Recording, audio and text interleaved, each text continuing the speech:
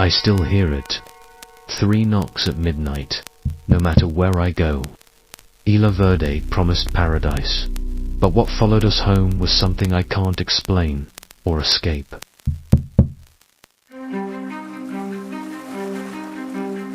Have you ever wondered what might be hiding just beyond the postcard perfect scenery of your dream vacation?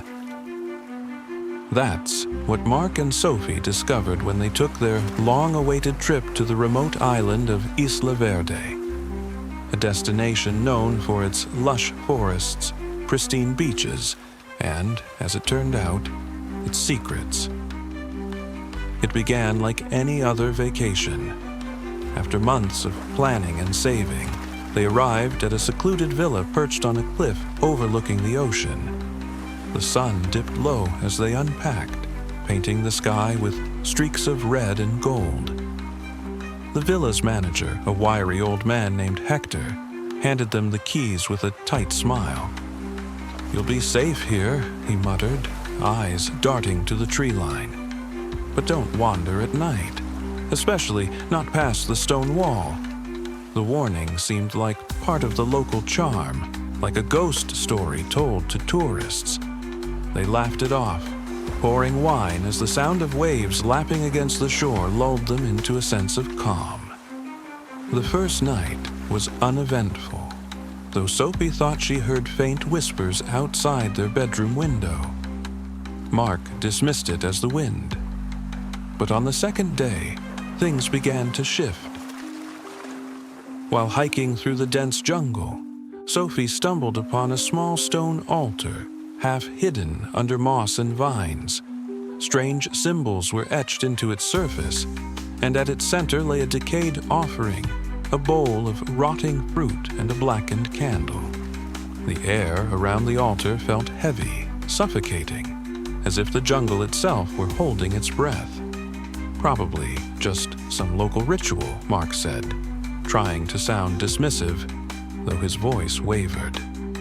They quickly moved on, but Sophie couldn't shake the feeling that they were being watched. That night, the whispers returned, louder this time. Mark went outside to investigate, armed with a flashlight. The beam of light sliced through the darkness, illuminating the dense foliage beyond the stone wall.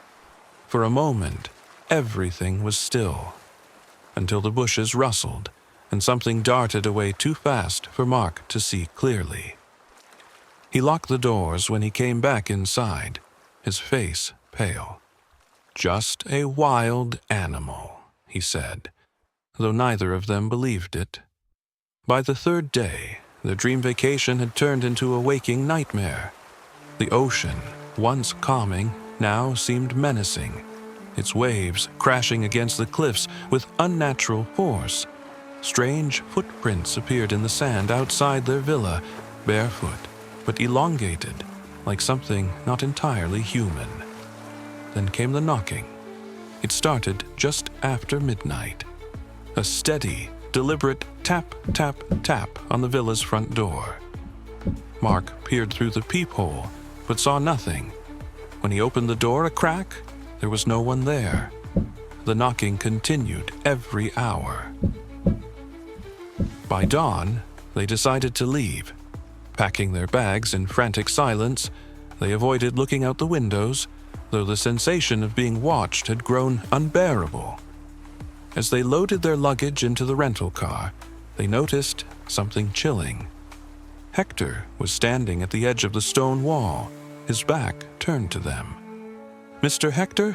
Sophie called out. He didn't respond. Mark approached cautiously. "We're leaving," he said, his voice trembling. Hector finally turned, and they froze. His eyes were glazed over, his face slack, as if he weren't fully there.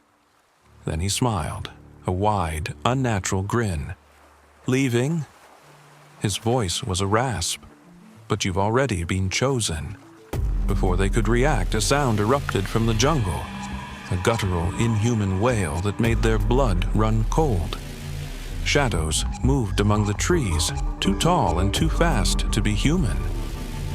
Mark and Sophie didn't look back as they sped down the winding road, their tires skidding on the gravel.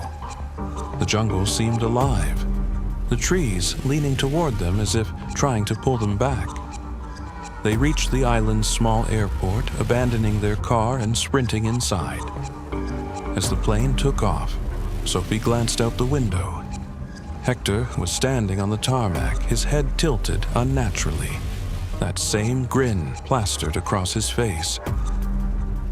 When they arrived home, they tried to forget what had happened. But sometimes, late at night, they still hear the knocking.